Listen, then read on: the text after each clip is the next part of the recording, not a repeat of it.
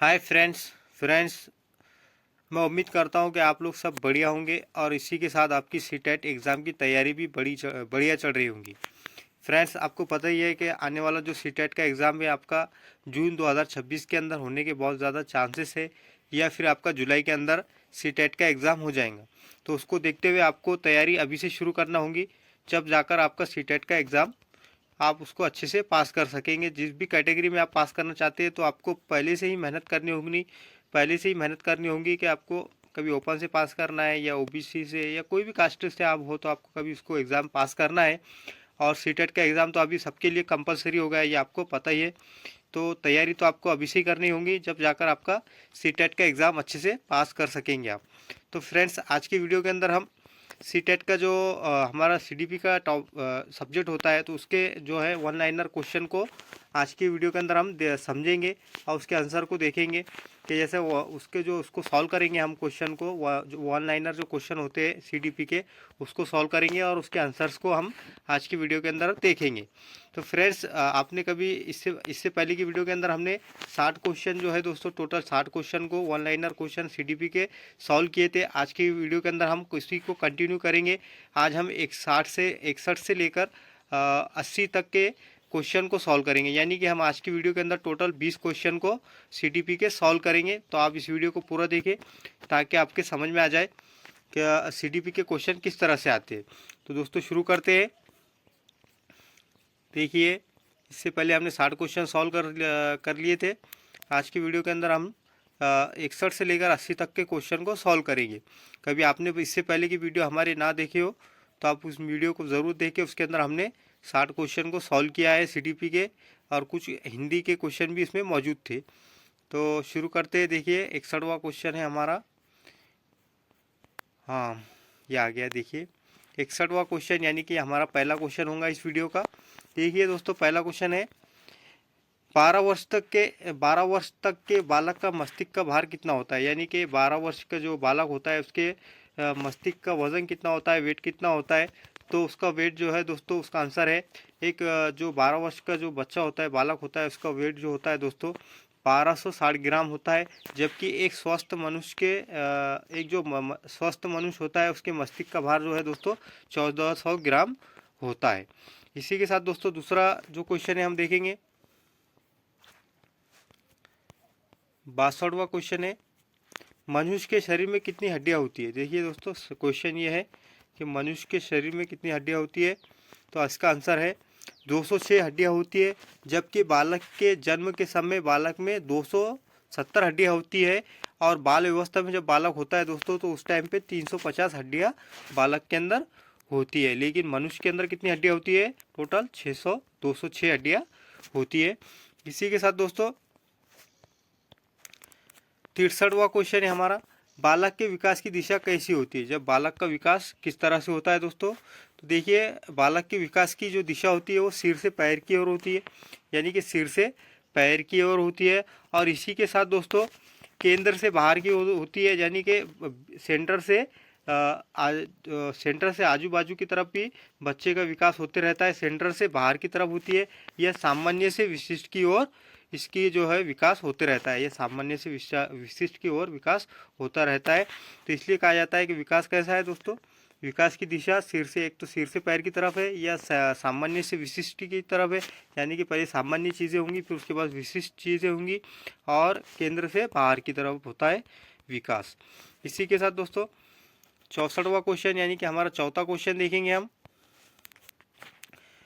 विश्लेषणात्मक मनोविज्ञान के जनक कौन है। जैसा कि विश्लेषणात्मक मनोविज्ञान के जनक कौन है, तो इसके जनक जो है दोस्तों सिंगम फ्राइड है। इसके जनक कौन थे दोस्तों, सिंगम फ्राइड। इसका आंसर क्या है, सिंगम फ्राइड। इसी के साथ दोस्तों पांचवा क्वेश्चन यानी कि 65वां क्वेश्चन है हमारा, तूफान की अवस्था किसे कहा जाता है। जैसे कि तूफान की अवस्था जो होती है, 4 अवस्थाएं होती है बच्चों की, उसमें से तूफान की अवस्था किसे कहा जाता है, किशोर अवस्था को तूफान की अवस्था कहा जाता है। क्योंकि बच्चे के अंदर, इस अवस्था के अंदर ज़्यादा बच्चा जो है मंचरित हो जाता है, यानी वो अलग अलग चीज़ें सोचना शुरू कर लेता है खुद के ताल्लुक से और उसके करियर के ताल्लुक से, उसके पेरेंट्स के ताल्लुक से, हर चीज़ के ताल्लुक से बच्चा सोचना शुरू कर लेता है किशोर अवस्था के अंदर, तो इसलिए इसे तूफान की अवस्था कहा जाता है। इसी के साथ दोस्तों छठा क्वेश्चन है यानी 66वां क्वेश्चन हमारा ये चलेगा, किशोर अवस्था को तूफान अवस्था किसने कहा। जैसा कि किशोर अवस्था को तूफान की अवस्था किसने कहा, स्टैन हेल ने जो है दोस्तों इसे तूफान की अवस्था कहा है। इसी के साथ दोस्तों सातवां क्वेश्चन यानी 66वां क्वेश्चन हमारा ये रहेगा, नैतिक विकास का सिद्धांत किसने दिया। जैसे कि नैतिक विकास का सिद्धांत किसने दिया, तो नैतिकता का जो सिद्धांत है दोस्तों इसको कोलबर्ग साहब ने दिया था। इसका आंसर क्या है, कोलबर्ग ने नैतिकता का सिद्धांत दिया था, आपको याद होना चाहिए।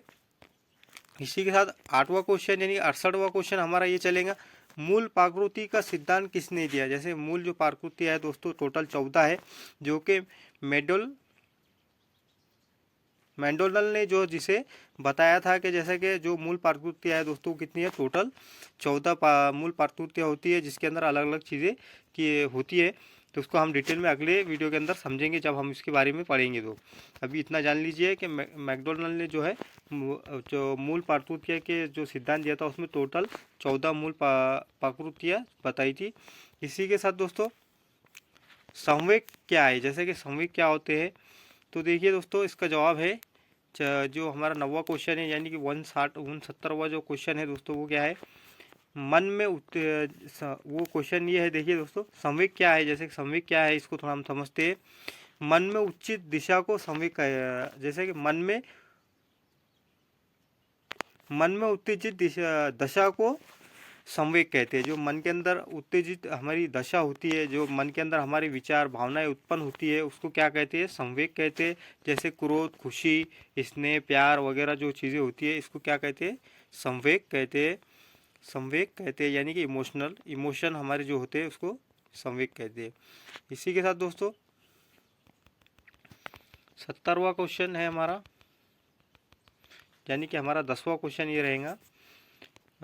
70वां क्वेश्चन यानी कि हमारा इस वीडियो का 10वां क्वेश्चन रहेगा, जो कि यह है, व्यक्ति का 100 सिद्धांत किसने दिया। व्यक्तित्व का जो है दोस्तों 100 सिद्धांत किसने दिया। क्रो रोजगर जो है दोस्तों इन्होंने क्रो रोजगर ने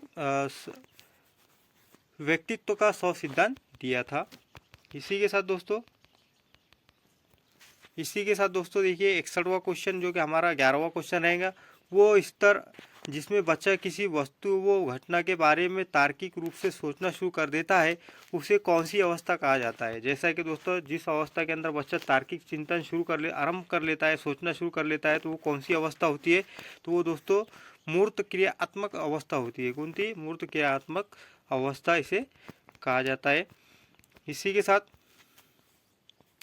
72वां क्वेश्चन है हमारा, देखिए सृजनात्मकता मुख्य रूप से सृजनात्मकता का मुख्य रूप से किससे संबंध है। जैसा कि सृजनात्मकता कॉग्निटिव डेवलपमेंट का कॉग्निटिव डेवलपमेंट का किससे संबंध है दोस्तों, अवसारी चिंतन से, यानी गहरा जो चिंतन होता है, गहरी जो सोच होती है उससे उसका संज्ञानात्मकता का मुख्य संबंध होता है।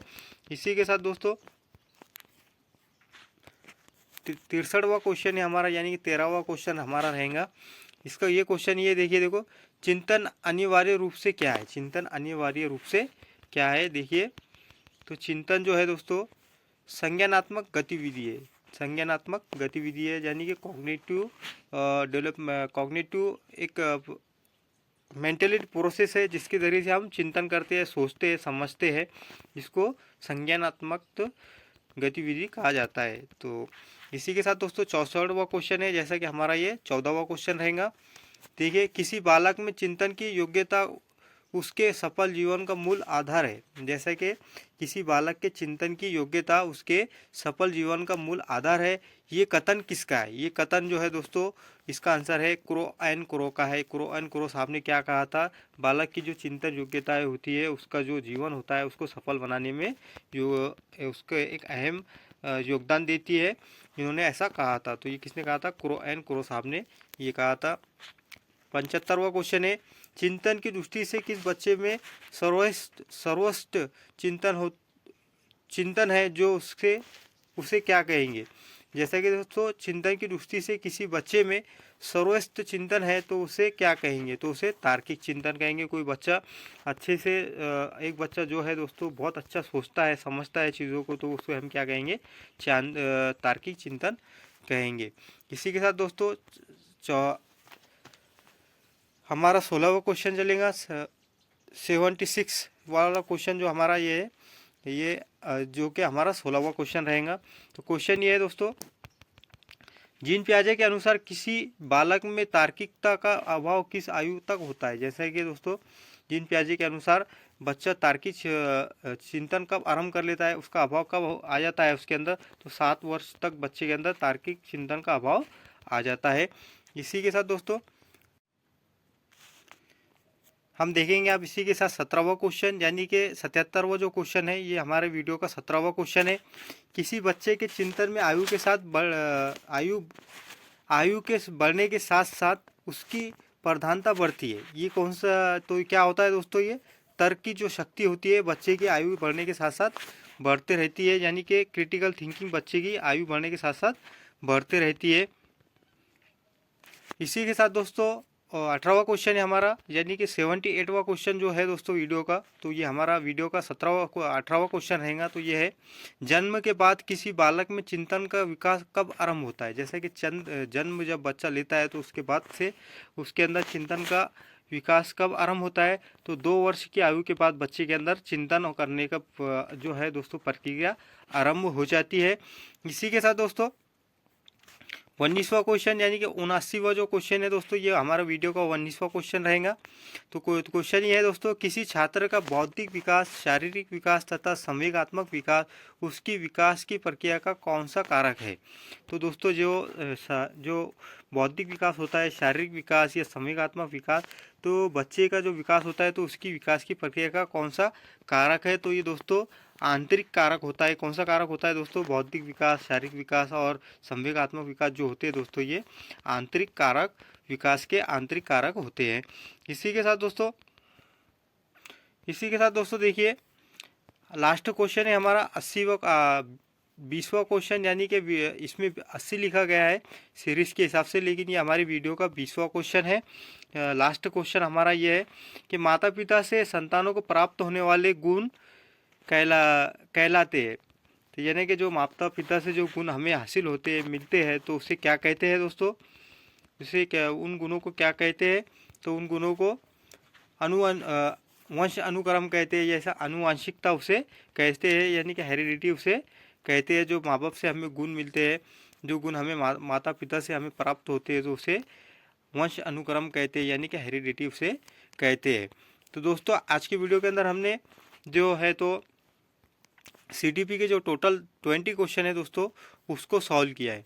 यानी कि जो CDP है दोस्तों, CDP के जो है हमने टोटल 20 क्वेश्चन को सॉल्व किया है, समझा है उनके आंसर्स को, और ये CTET के एग्ज़ाम के लिहाज से बहुत इंपॉर्टेंट है। तो आपको कभी ये वीडियो पसंद आया होगा दोस्तों, तो ये वीडियो को आप लाइक ज़रूर करें, और इस वीडियो की लिंक को आपके फ्रेंड्स दोस्तों तक ज़रूर शेयर करें जो CTET की एग्ज़ाम की तैयारी कर रहे हैं, और हमारे चैनल को सब्सक्राइब करें ताकि हमारे आने वाली वीडियो आपको मिलते रहे।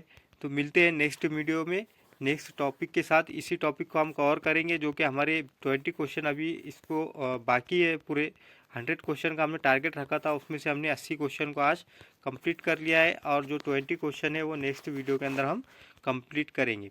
तो मिलते हैं नेक्स्ट वीडियो में नेक्स्ट क्वेश्चनों के, अगले क्वेश्चनों के साथ में। तो चैनल को ज़रूर सब्सक्राइब कर लें।